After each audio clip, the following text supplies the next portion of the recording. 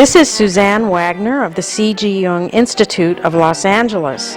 In the next hour, you will view a conversation between the noted Jungian analyst, Dr. Joseph Henderson, and Dr. Thomas Kirsch, a senior Jungian analyst at the San Francisco Institute and a leader of the international Jungian community. This conversation is very special as it occurred just a few weeks after a large celebration was held in honor of the 100th birthday of Dr. Henderson. Tom Kirsch first interviewed Joseph Henderson for the Remembering Jung series in 1977.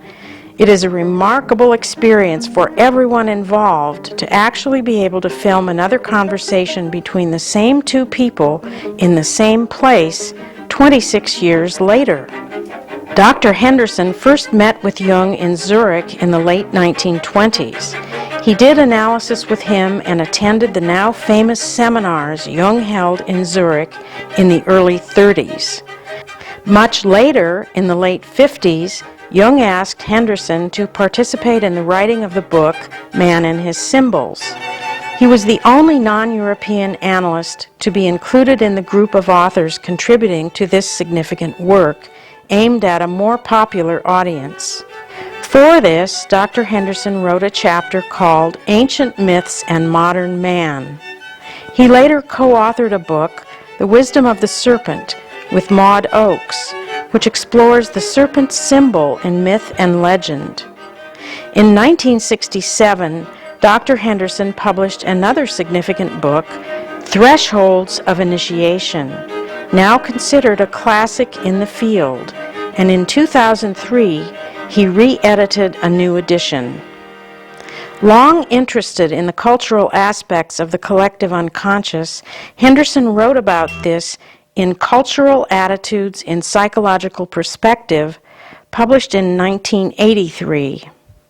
In 2003, just in time for his 100th birthday, he published another important book, co-authored with Dr. Diane Sherwood, Splendor, Solace, Transformation of the Psyche. This book explores the way alchemical symbolism expresses states of the psyche in individuals undergoing a process of individuation. For many years, Dr. Henderson was active as an analyst, teacher, and significant mentor for younger analysts and many others from all walks of life. People from all over the world consulted with him. At Henderson's 100th birthday party, many of his friends and family gathered to offer their gratitude, love, and congratulations for the long creative life he has enjoyed and that has brought healing and new consciousness to so many. In this conversation, Tom Kirsch explores with Henderson some reminiscences about people who helped him along the way and his observations of how Western culture has changed radically over the years of his long life. Tom Kirsch was a young man when he first met Dr. Henderson. He knew him first as his analyst, then as his teacher and colleague, and now relates to him as his friend. We are very fortunate to be able to film two such close Jungian analysts in a spontaneous and thoughtful conversation looking back over 100 years of a remarkable life. This conversation was filmed in September of 2003 in the office of Dr. Joseph Henderson at his home in Ross, California. Good afternoon. My name is Thomas Kirsch. I'm a Jungian analyst, and we are at the home of Dr. Joseph Henderson, and it is September 20th, 2003. Dr. Henderson has just had his 100th birthday, and we are interviewing him here at his home. We did an interview like this 26 years ago. That's right. Nobody was more conscious of his shadow than Jung, or of the people around him, that he had faults, some of which people minded and others liked. Jung has said himself that he worked at trying to wait longer before reacting to some things that disturbed him, because he did have a tendency to fly off the handle. He had done I think, quite a lot in the direction of correcting that. You have just celebrated your 100th birthday. I must say that you have changed less than I have in the intervening 26 years. Does it feel any different to be 100? No. No.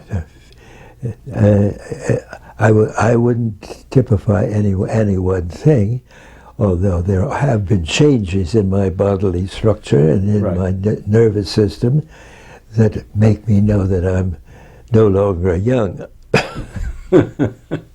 Could you say, can you say more? I mean, Well, I have hearing is not what it should be, not what it used to be, and my legs don't work as well, and so I have to have help. And I have to have help going up and down stairs, things like that. Mm-hmm.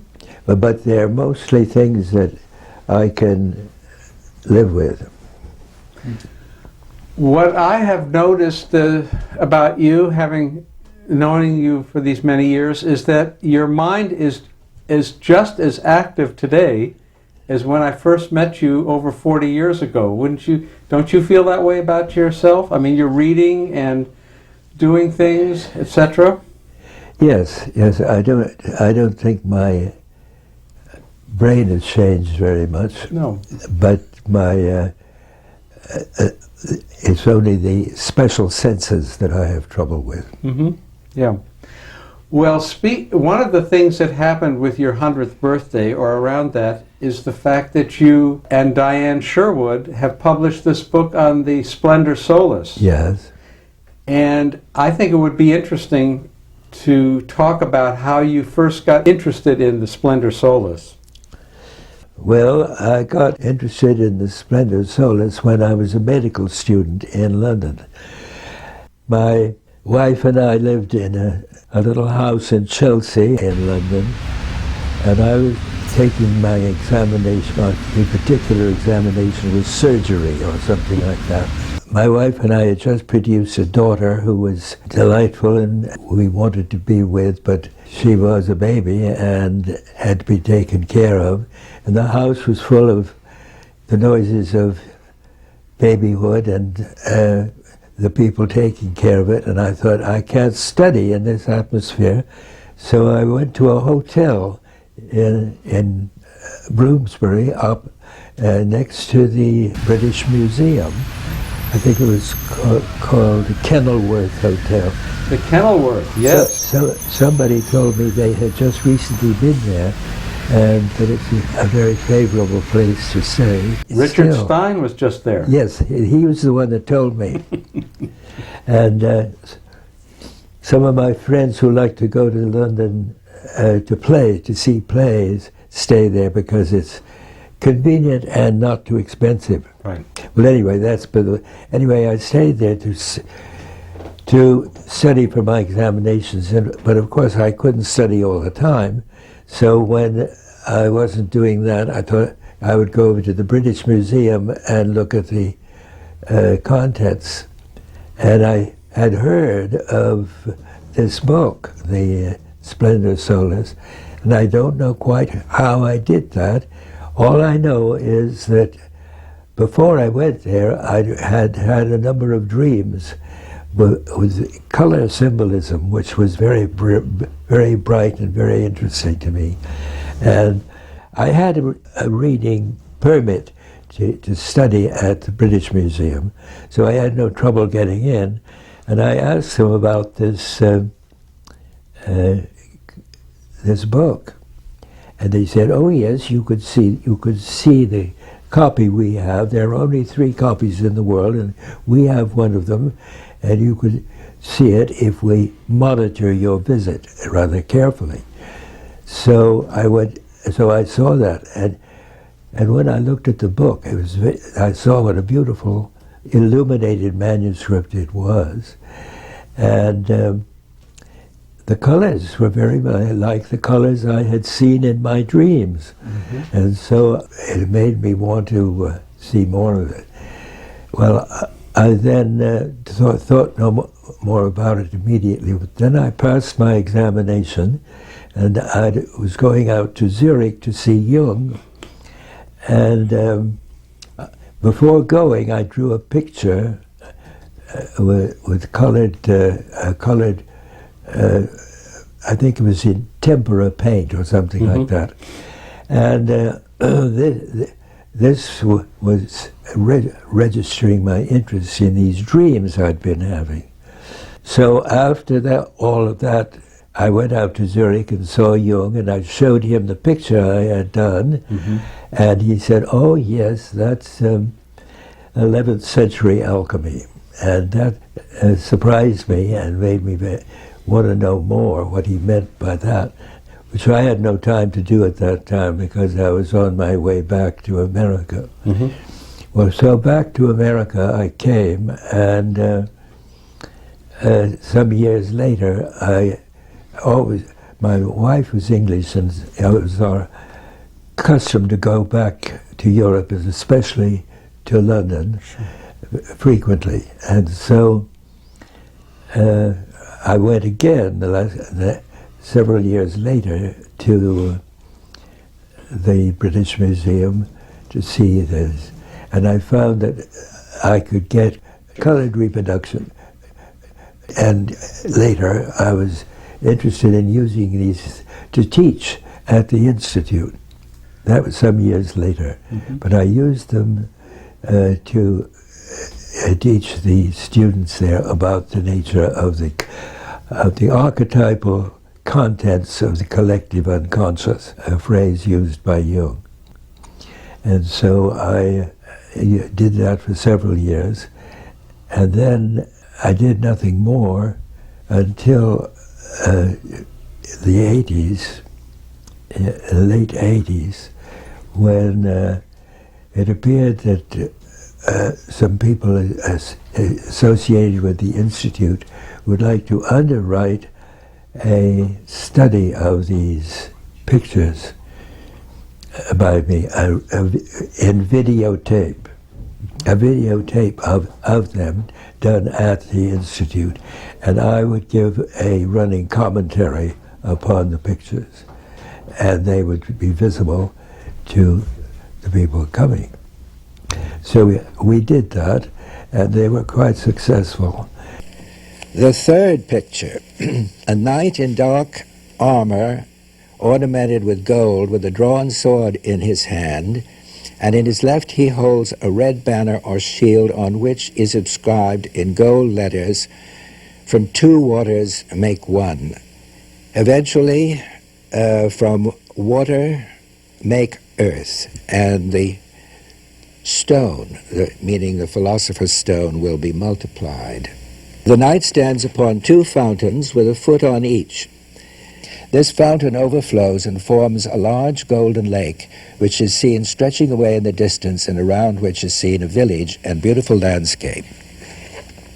The knight has on his breastplate stripes of different colors: black, white, yellow, and red. This is the first statement of the alchemical process as represented by colors: black, white, yellow, and red. The black represents the nigredo, or blackness, with which the process begins, turning into white, which represents a resolution of the blackness and a rebirth or renewal, sense of renewal out of the darkness. The yellow represents a transitional stage from the white, and red represents the final result. Nigredo, albedo, citrinatus, and rubedo are the colors as they're usually described in alchemy. So throughout this process we are concerned with the transition to be made between these colors. You see, he's a kind of a symbol of the ego strength that allows an individual to take charge of the situation and decide to do something about it.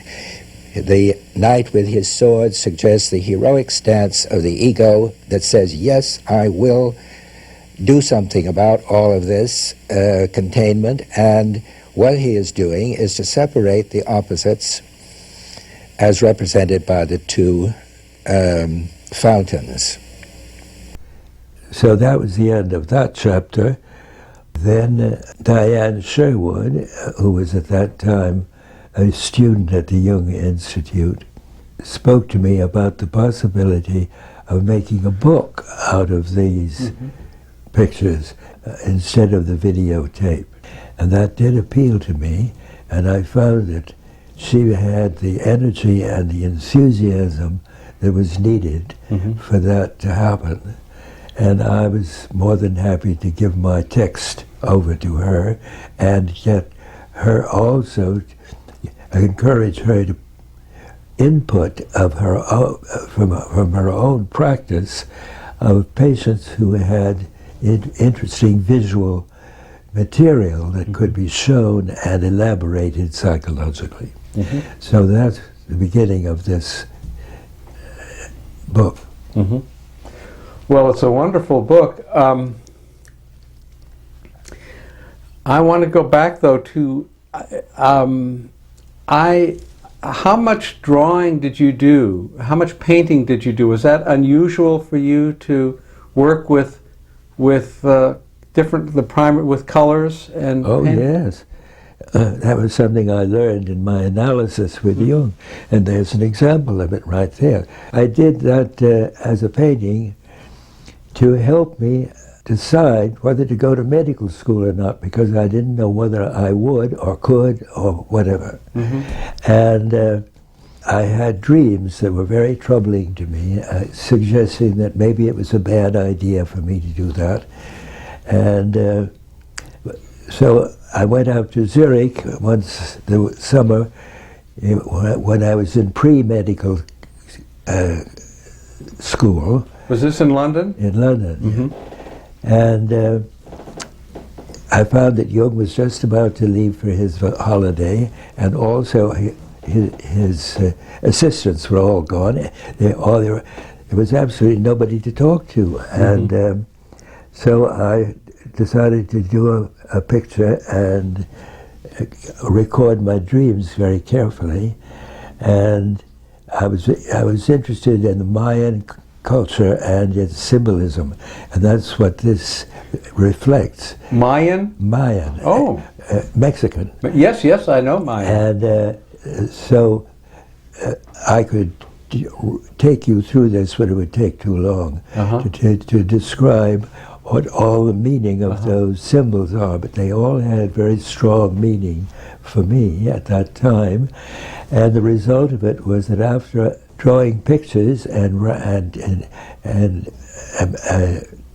interpreting as best I could my dreams, with the help of my friend Carey Baynes, who was an assistant of Jung, I came out with the feeling that I could go back to London and take my examination. So they knew I would be all right, and I did. I passed the examination with no trouble. It was I did what Jung had advised, which was to make pictures to enlighten the situation and make it more possible to make decisions of an important nature. Interesting. I assume that you would call this a kind of active imagination. It was, indeed it was. It was before active imagination became so well known. But certainly Jung knew about it and used it in his working. So I had him as a model, which couldn't have been a better one. Right. And to let the unconscious speak, but to make it also visible. I have just been reading a biography on H.G. Baynes, and in reading it I saw a picture of you in 1929 when you and he were on vacation in Gstaad, Switzerland. I wonder how you met Dr. Baynes and what was the nature of your relationship to him? Well, after I graduated from college, I came out to San Francisco and became a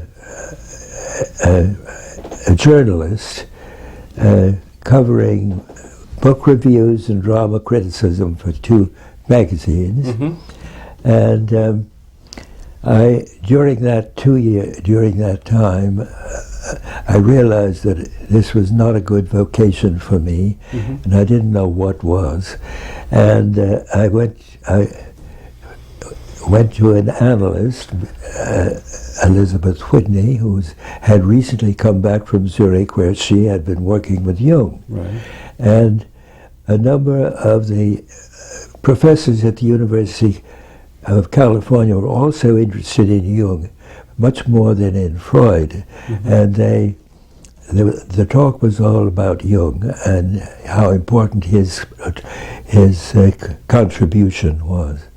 And so while working with Dr. Whitney, I complained that there wasn't anything I could read that would tell me what it was really all about. And she said, well, why don't you talk to Dr. Baynes? He happens to be out here with his wife for a sabbatical year away from Zurich, and they would tell you something about Jung that might help you. So I went, and Dr. Baynes was very enthusiastic about his work with Jung, and told me all sorts of things, told me to read the 7 Sermons to the Dead, which is a very esoteric book that nobody would be likely to read. And that was, and I said, well, he said, why don't you go to Jung? And I said, well, how could I do that? I don't have any money and I have no profession. He said, oh, that doesn't matter, you will find a way. And so the next year I worked as a schoolmaster at my old school of Lawrenceville in New Jersey, and made the money that would allow me to go to Jung. And Jung accepted me, so I arrived at Jung's doorstep in 1929, just at the time of the Great Depression fell, and that made it difficult for me to come back to find a medical school in the United States. And Baynes was there and said, well, why don't you go to my old hospital school, medical school, and maybe to Cambridge University and get your degree there. It's a good time to be doing this since everybody's out of work, and you might as well be doing that as anything else. So that's what I did. And to get the obstacles that I had in getting into medical school, I've just told you about, that I got through that with the help of Jungian psychology, applied by myself, which was a really new experience. So that's how my friendship with Dr. Baynes lasted and also with his wife. Although they separated and divorced, they still remained like close friends, especially Baynes, who I often saw in London because he left Zurich and came back to live in London while I was still in medical school, and afterwards. So that that was, he was, and I discovered that he was also a friend of my wife's family. Professor Cornford was a professor of ancient philosophy at Trinity College in Cambridge, and I had met his daughter, Helena, actually through a letter that Carey Baynes had given me to introduce myself to that family. I see. So that, and I found that he was already a friend of that family. So there was a very easy transition from Zurich to, well, first of all, from Europe to Zurich, and from Zurich to London, and from London to Cambridge, and then back to London, and all with the same people. So when I married Professor Cornford's daughter, I thought of him as a suitable best man, yes. I thought, and he had already had 3 wives, and I thought, well, he must know something about marriage after all. And he liked the institution, huh? Yes. Was it a viable institution? So anyway, that's how that ended. And I was very fond of all those people and felt very close to them. Was it hard to come back to the U.S. after having lived in Europe for 10 years? Very, very hard. I suffered from culture shock when I came back and tried to live in New York for 2 years and felt thoroughly out of step with everybody. In New York? In New York. Mm-hmm. And that's why I left New York and came back out here, where I have the wheelwrights, my friends, the wheelwrights whom I had known in London were here, and Dr. Whitney and her friends were here. And I thought, well, that's where I belong. I don't belong in New York. So I left New York and came out here. Mm-hmm. And that was a good thing? That was a very good thing, yes. Yeah. Mm-hmm. Now, you had some relationship to the art world in New York. Should we talk a little bit about? I mean, didn't you see Jackson Pollock when you were in New York? Well, he happened to be one of my first patients. Was he one of your very first patients? Yes, I think if not the first, at least the second. Oh. And he was a very troubled young man who was also alcoholic, and his family were looking for a psychotherapist or psychiatrist to help him. And they hit upon a woman who knew about Jung and knew about the Bayneses, actually, and she asked them what they thought, and they said, well, Joe Henderson has just recently come to New York, so why don't you send him to him? Mm-hmm. So that's how I began with Jackson Pollock. And I saw him 2 or 3 times a week for the first year, and a little bit less the second. I was sorry to have to leave him in New York, so I sent him to Viola de Laszlo, who was a Swiss analyst and psychiatrist who had just recently settled in New York. So that gave him someone to talk to that he could feel comfortable with. Mm-hmm. Joe, something that we have talked about from time to time, but I'd like to get back to, is now that you're 100 years old, and I'm thinking about when you were born, that you remember where you were when the Titanic sunk. And we're just thinking about all the things that have happened in the century that you've lived so far. I mean, how did you get around? You got around. There weren't cars yet, were there? No, horses and buggies for a long time. I remember the first car in Elko was a Packard that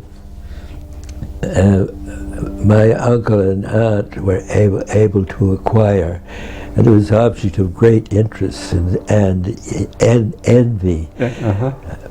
But then gradually they came in, and by the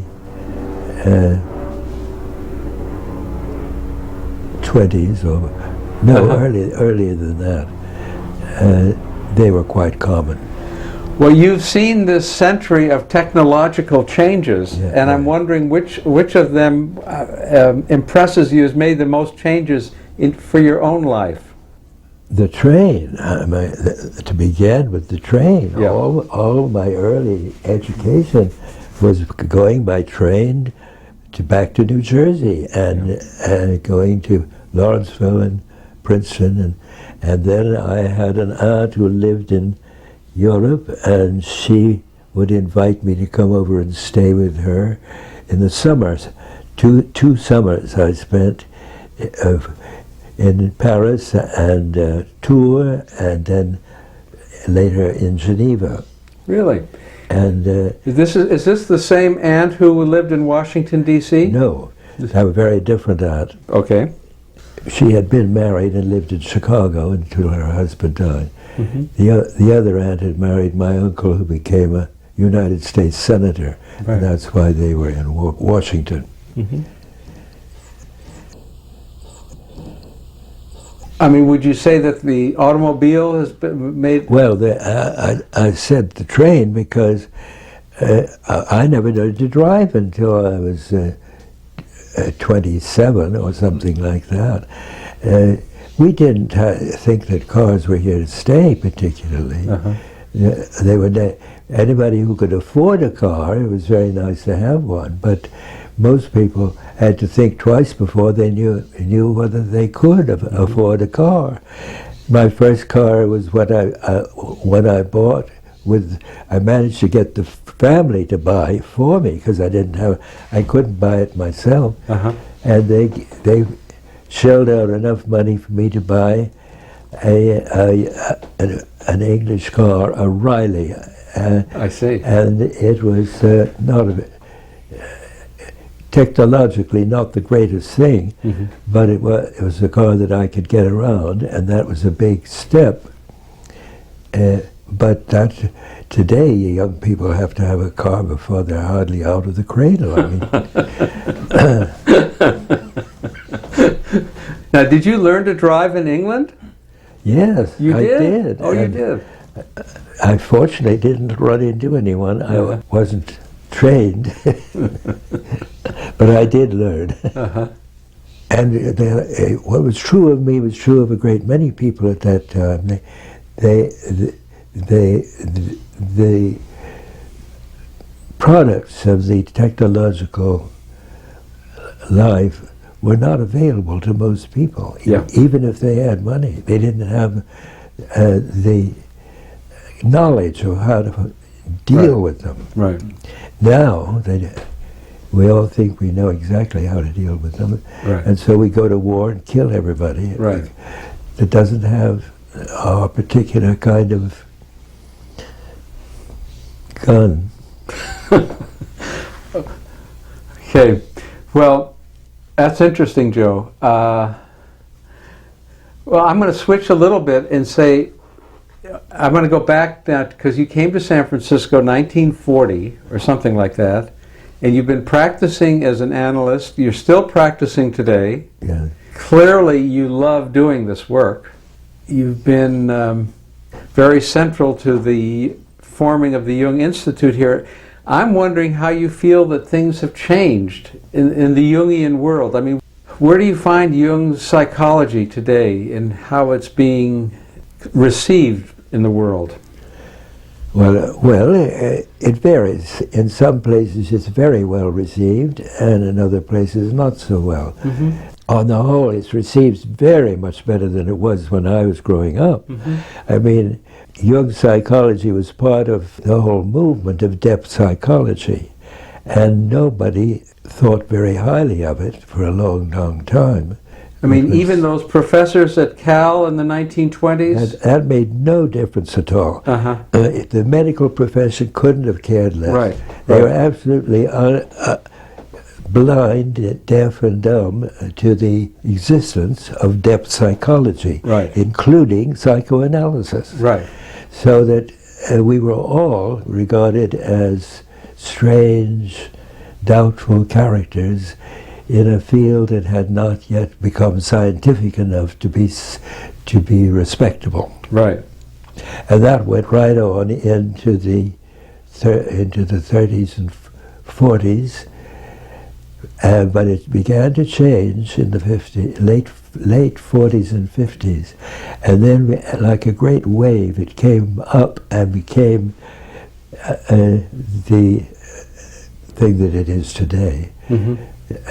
Of course, psychoanalysis was already very popular Right. in the big cities, But it took longer for Jung because his psychology required a different kind of discipline, a greater sense of history, Right. and knowledge of other branches of art and philosophy. Can you talk about what Jung's influence in the U.S. is today? Well, it's very lively in New York and San Francisco and Chicago, and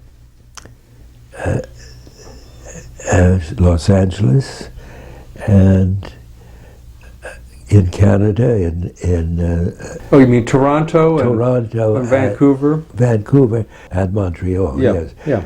and also Boston. And Boston. Those are all centers with a lot of activity of a Jungian quality. How about, though, Joe, what do you think about the changes? Because it looks like Jungian psychology has become many different things today. Well, Is that I too don't hard come a in touch question? with those things. Uh-huh. The people that I see at the Institute here and the people I see in Europe when I go to Europe are all people I know pretty well, and they know me pretty well. And so there's very little that I can say, although I'm certainly very interested in the changes, and I think there have to be. Yeah. No science can exist without changes. Right. And so much of Jung's psychology does rely on the arts and not just on science. Right.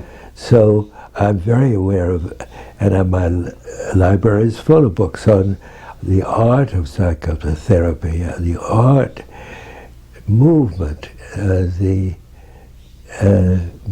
different styles, and the use of writing and painting and things like that we've already talked about. Sure. But it's a much larger field even than that. The things that Jung discovered keep popping up everywhere, Yeah. in the art world, the scientific world, but not in the psychiatric world. Right. That's way behind, as far as I can make out.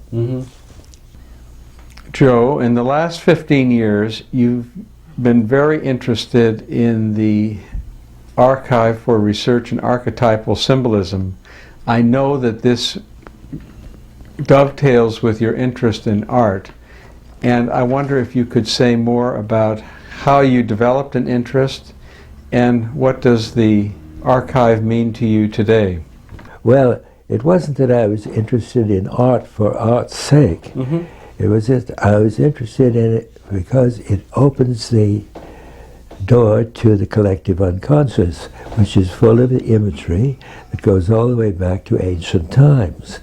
And I found out when I was living in Zurich that Jung's interest had spread all around that area, and that there was one woman, Olga Fröbe-Kaptein, a Dutch woman, who sponsored a series of lectures and seminars every summer in Ascona, in Italian Switzerland, and she was able to draw upon many men who were famous in their different anthropology, archaeology, and all those related subjects that opened up more and more knowledge of history and of the history of the human mind in action, and not just in books. Right. And Jung was one of them.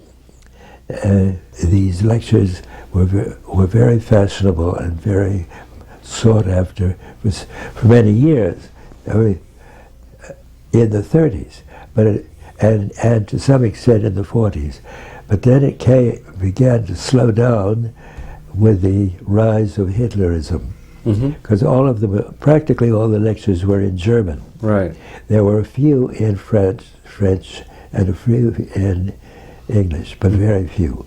And so it was really something that came out of the best part of German culture. Right. But that also met a strong rebellion when Hitler became important. So by the end of the 40s, Yeah. it survived all through the war. Right.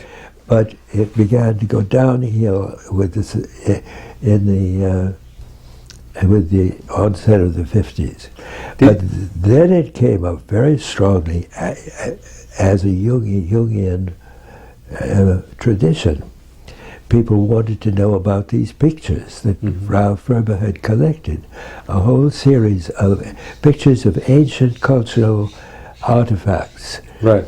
A whole library of these things she collected, and together with the commentaries of the men that she chose, and so it was very priceless and unique. So in the 50s, I began to go back to Europe, where there was the Jung, a very big and important institute. Right.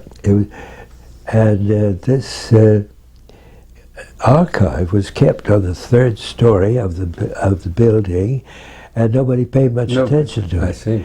And I used to go back and I talked to the curator and saw what a wonderful thing it was, and how we can all profit for it, both as helping us with our work and helping us with our research into archetypal symbolism. Right.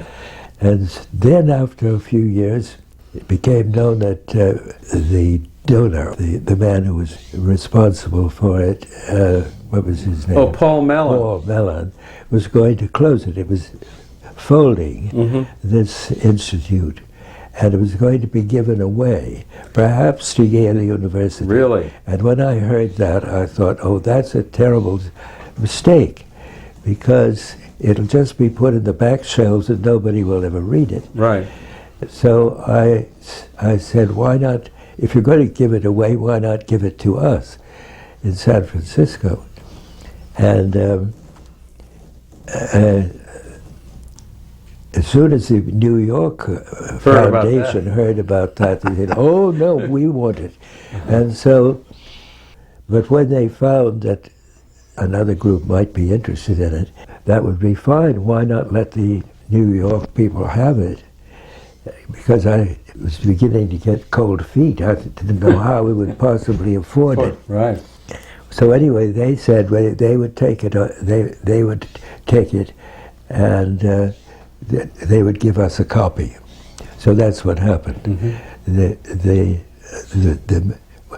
original copy is in New York, and the second copy is in San Francisco and in Los Angeles. It's now has developed into a really vital part of our institute. Right. And the end of some of the others too. So you're very pleased about that? Oh yes, of course. Yeah. And now you're even behind having the whole collection digitized. Well, I had nothing to do with that. Oh, you've had a lot to do with that, behind the scenes. Well, I know I do, but I don't understand all that. No. That is a very endearing quality about you, which you do not really understand technology, but you go with it and you understand the significance of the changes. Thanks to you and Tom Singer, I've learned. And Charlie Taylor. I first heard about it from Charlie Taylor, and then from in New York, and then the two of you here. So I've watched it grow like plants in the garden. It has a sort of kind of it kind of has its own evolution. That's right. Well, I wanted to talk about the Eris thing because I know how important that has been to you. But the focus on art has been very strong. But it's not because it's art. It's because art, the right kind of art, opens the door to the collective unconscious, so that you can study it and see what was going on to make all the... The latest book I have that is my favorite book at the moment is a study of the Egyptian tombs. And it's published in Zurich 2 years ago. And nothing like that has appeared so far in Europe or anywhere else. Some Jungian in Zurich decided to make a book out of the art that was at a very early period, where the pharaohs were all buried. Right. And I would not have known about that if there hadn't been a Jungian group to pick it up and say, here's something important. And that has happened with many things. That, Sure. That the art leads us to the imagery. Right. It's the imagery, not the actual art, Right. but the imagery that produced the art that is what is so priceless and unusual. And why it's too bad when people don't understand the nature of that for psychology. Many people understand it for the arts, but not necessarily as something to use for psychologically. psychotherapy. But the more they do, the more they see the value of it. Well, that brings me to another question. I mean, given how important imagery is to get us in touch with our deeper selves, can you say something about what you see for the future of Jung's psychology for our world? Oh no, I don't. Not the world. I don't know anything about. No, I know. You know a lot about the world, but I know. I know something about history Yeah, you of do. the world, and I know something about the possibilities Yeah. of what we could expect. Some Yeah. of which are good, and some of which are terrible. And so I'm thoroughly interested in all that. Yeah. But I don't know any more than many other people do too. No. I mean, it seems to me that we are going to have to pay attention to that level of the psyche in some form or other, whatever we call that, don't you think? Yeah. Oh, yeah. I mean, otherwise we're lost. Well, that will come out. Already it's beginning to show. There's a book called The Da Vinci Code, and there is a magnificent example of how the public may be affected by these archetypal images. Right.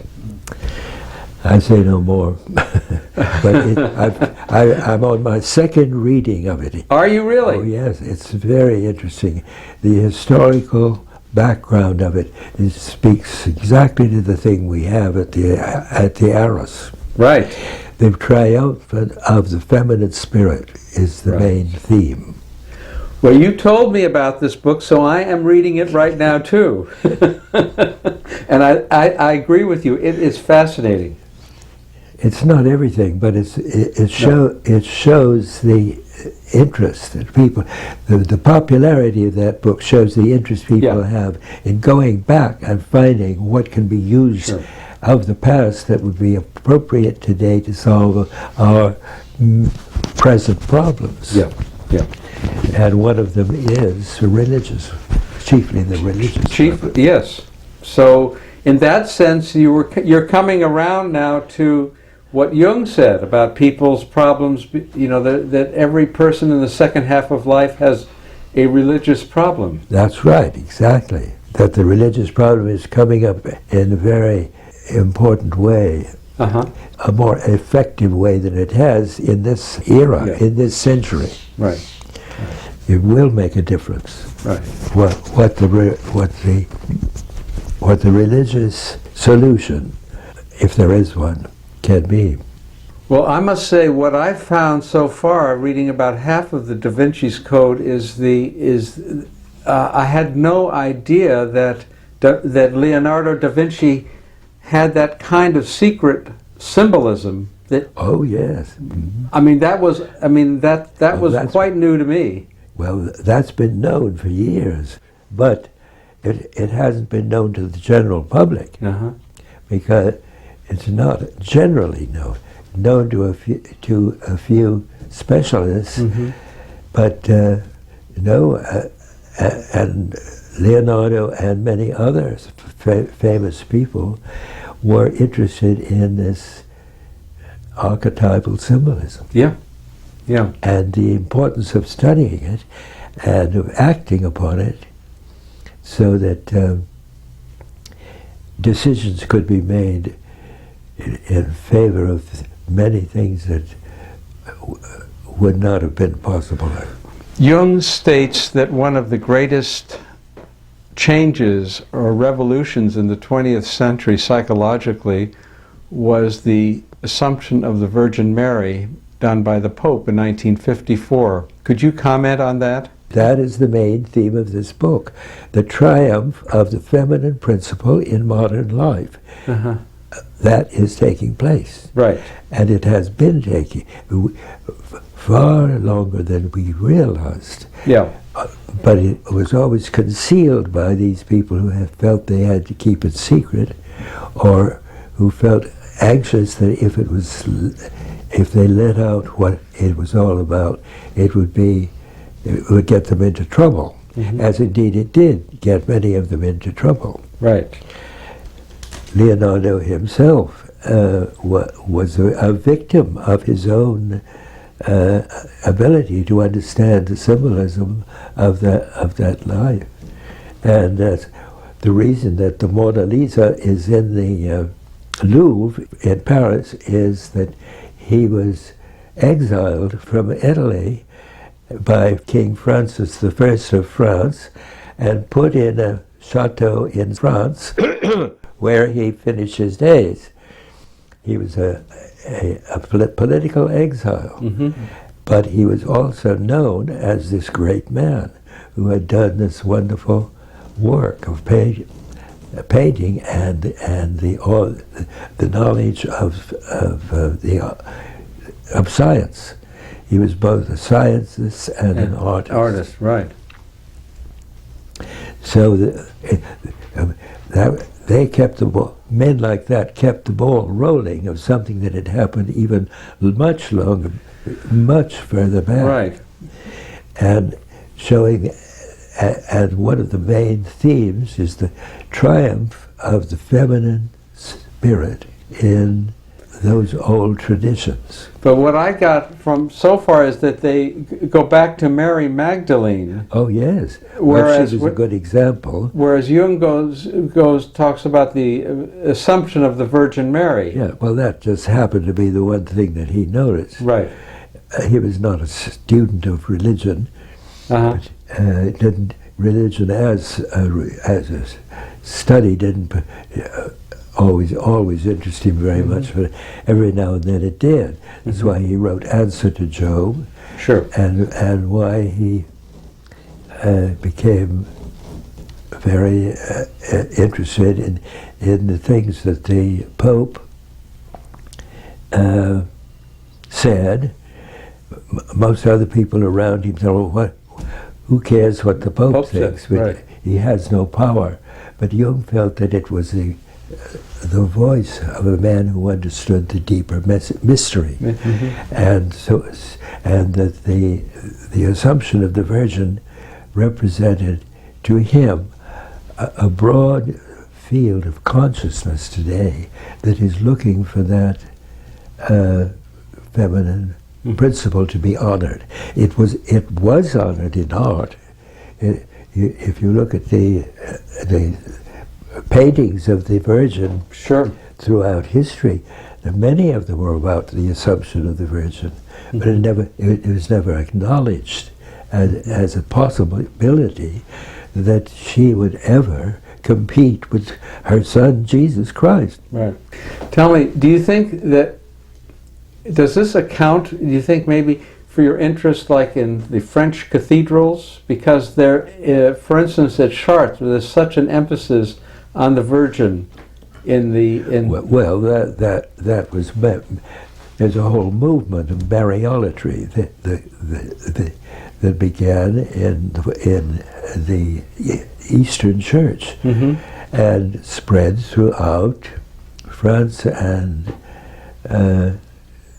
Italy and Spain, and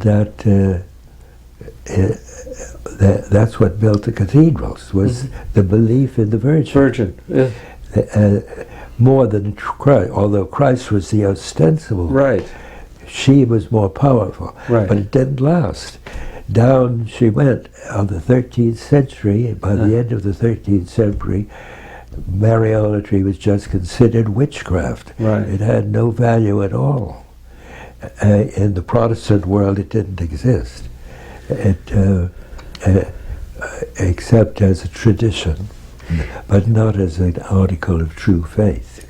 Is there any connection between Mariology and alchemy? Is there? Oh yes, the alchemists were full of it.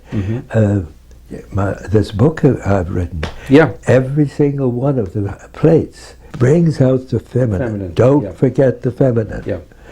Every one of them pronounces that. It doesn't say that it has to take over and be everything, but it makes the importance of the feminine very, very clear as a part of life, not just going to church. Right. We have mentioned many times today the relationship between the personal unconscious and the collective unconscious. But I am very aware, and many others are aware, that you have posited a layer, the cultural unconscious, between the personal unconscious and the collective unconscious. I wonder if you could speak about that at some length. Well, it always seemed to me that Jung's idea of the collective unconscious was wonderful, and the mainstay of his theory was, and there was. I found nothing to disagree with in that, but I still felt that a lot of what he said had more meaning as a culture complex than it did as an archetypal symbol. Although the archetypal symbol can have material from the collective unconscious, but what came from the collective unconscious was older and came from a deeper level, something that is really kind of frightening to the whole principle of evil and the whole principle of what is a dragon, what is the meaning of a dragon, what is the meaning of the terrible things that have happened in history, as well as the beautiful things. There are many very ugly things, and a great deal of what had been discussed sounded to me more like the study of culture than it was the study of history, or of deep history.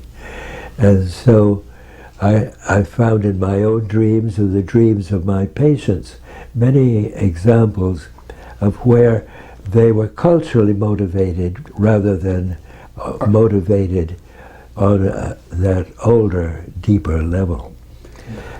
The whole study of history starts with an assessment of the values of culture. And we know a great deal about them, and it seemed to me that more attention should be given to that level, that area, so that interpreting dreams, I felt that there were three levels: the personal, the cultural, and the archetypal. And that they all do have slightly different contents.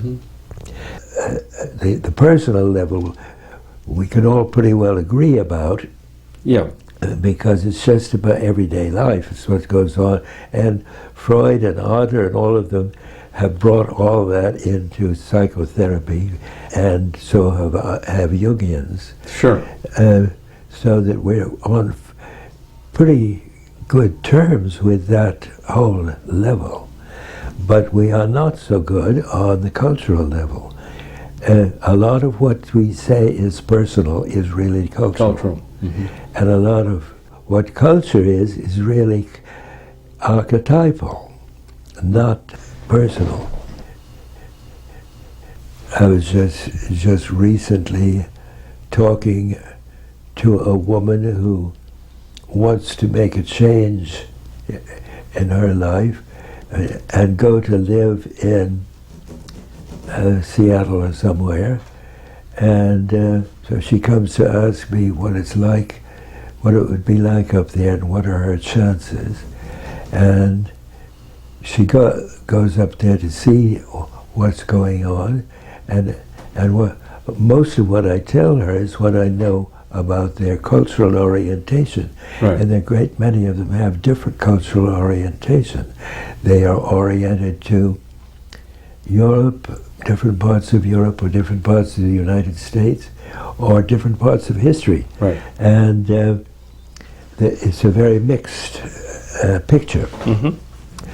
Well, that's a little example. Right. But a bigger example from my own personal life is that when I came back from Europe, after living over there for 10 years, I was more European than American. Right. And so when I tried to settle in New York, I was surprised at how strongly I disliked being there, and I didn't have any reason for that, and that's why I called it culture shock, because I hadn't done anything that would require this amount of depression that I felt. So this depression then got reduced down to, I am in the wrong place. I shouldn't be in New York. Where should I be? Mm-hmm. And I remember the dreams I had at that time that were railroad trains going back and forth across the continent, and back and forth. They didn't stop anywhere. I wanted them to stop and tell me where I should live. They wouldn't. But they gave me hints. One of them said St. Louis. One time they said the Middle West. Sometimes they said Princeton. But none of those rang a bell with me. They were all places I knew and liked, but not places for me to live. It wasn't until I finally got a dream about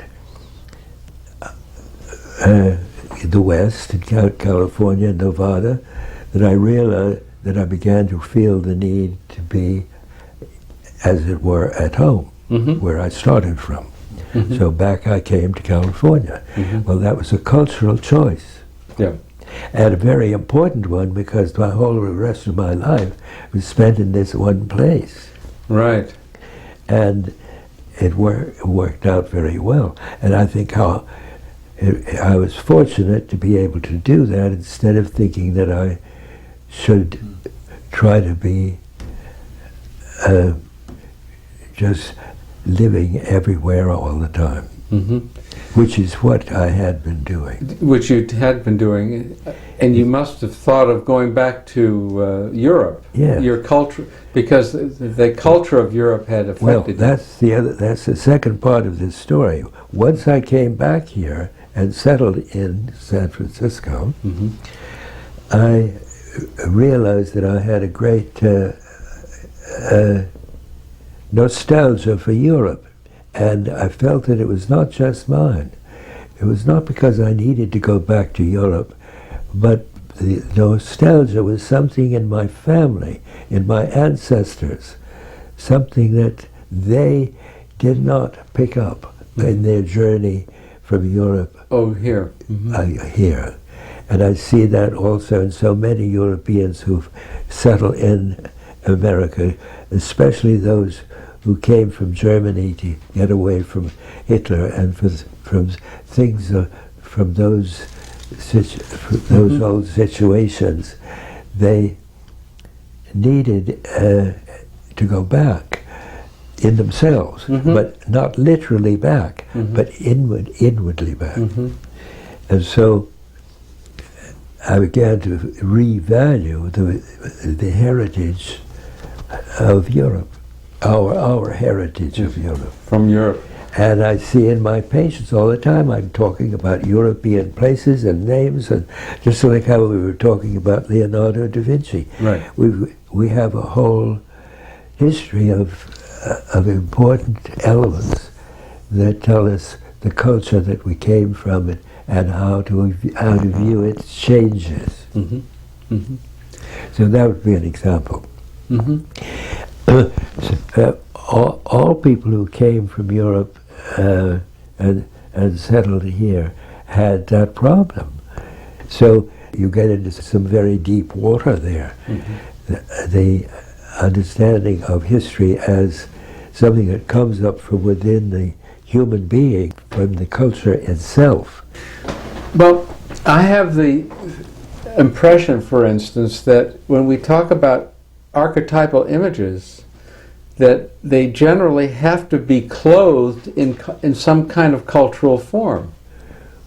Not closed. It's very often it's the cultural that encloses them. It encloses them. I mean, you can look at it either way. Yeah. But when I interpret dreams, I look to see if they have personal. There's the personal unconscious, the cultural unconscious, and the archetypal unconscious. They all tell different stories, and but some dreams have all three in them.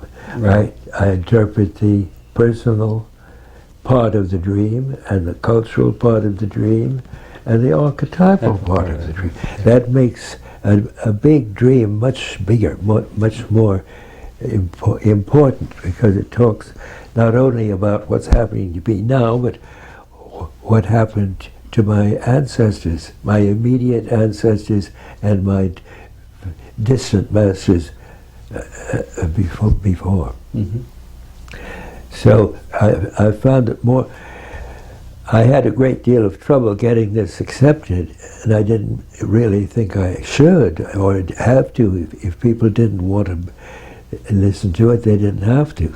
So, and I remember giving a paper on the cultural unconscious in London at one of our congresses, and nobody paid the slightest attention to it.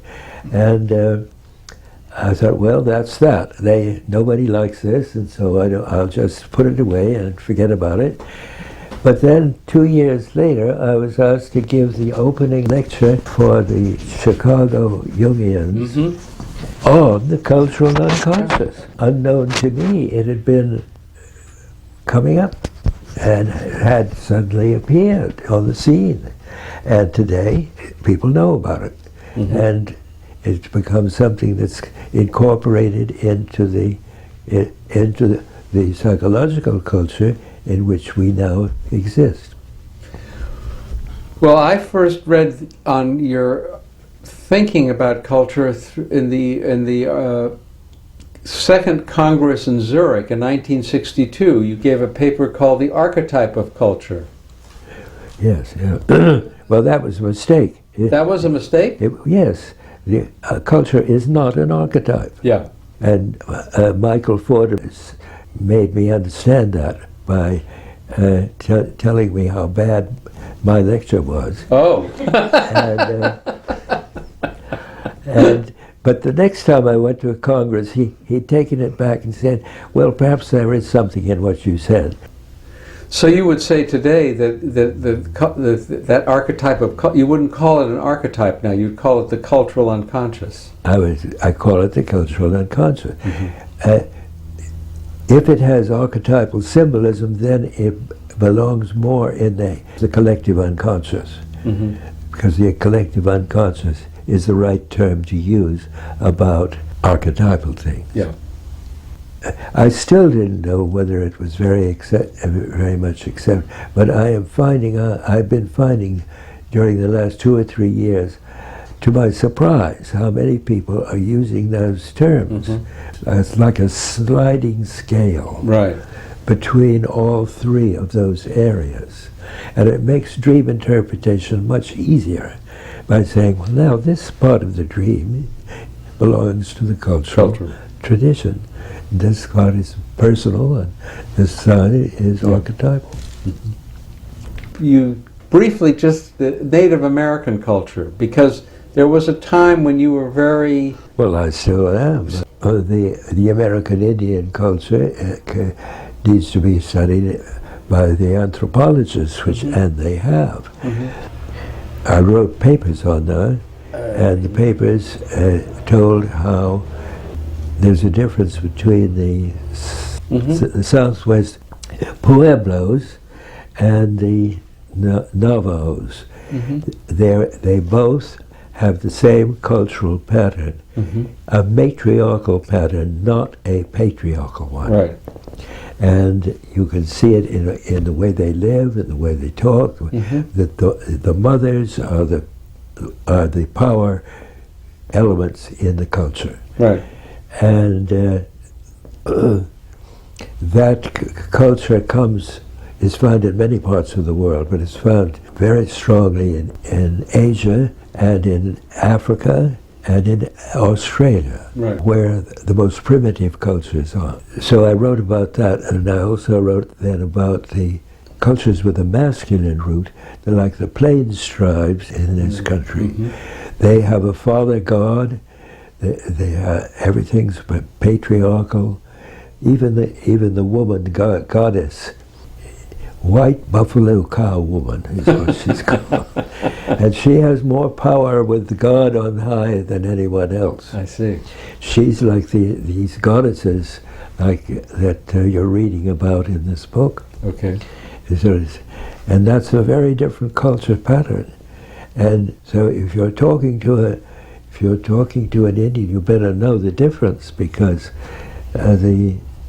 their customs make it absolutely impossible for them to be otherwise than what they are. So it's both a relatively primitive but also very strong cultural pattern. In this book you'll see an interesting thing that he brings out about the culture associated with Mary Magdalene in our history. The mythologism that he picks to describe it is that after Christ's death, she found a Jewish community in southern France. Right, I've come to that already. And that's very interesting. It is. Because the Jews don't have any use for a cultural feminine. No. Their culture is very masculine. Basically masculine. But there it is. It's part of the culture. And it's opening, it will open the minds to people to see what differences that makes in the culture pattern, into the, not only culture pattern, but into the behavior pattern. Sure. How people behave in relation to that. We can see it very clearly with the Navajo Indians. Like, for instance, if a woman doesn't like her husband, she can just take his saddle and put it outside the front door and say goodbye. Because it's a matriarchal pattern, and she's the boss of her family. He then relies on his sister's family to give him masculine status, which he may be able to do, but he has trouble. He will have some trouble doing that. So there are all kinds of turns and twists and changes that make it all so very much more rich to study, but psychologically, I mean. Sure, sure. Joe, I have one final question for you. You have just turned 100. You say in many ways you feel very much the same, although there are parts of your body, especially the special senses, that are not functioning as well as they did. And I'm wondering, and I'm sure others would wonder, do you know the secret? How have you done this? No, I really don't know that. It's a mystery to me too. Well, it's a wonderful mystery. I don't believe I'll know the answer to that until I do die. That I do believe. I remember when I first went to Jung, I was only 26. Right. And I remember the time that he said to me, he looked at me very strong, just the way I might look at you now, Uh-huh. and said, "Do you know that every day I think about dying, Uh-huh. I think about death." He was only 52 or something like that. Right. And that was like a gift to me. I said, wow, that's wonderful. Uh-huh. I felt that I could live with that. Uh-huh. But I didn't have to know about it, Right. the death, until it came. Uh-huh. And I still feel that way, that I can't predict anything on the basis of that kind of. One can't really have that kind of knowledge. Uh-huh. But there are all sorts of feelings of acceptance Uh-huh. that have come up during the years. Mhm. I do basically accept that there is possibly an afterlife. Mhm. Mhm. I don't know. Mhm.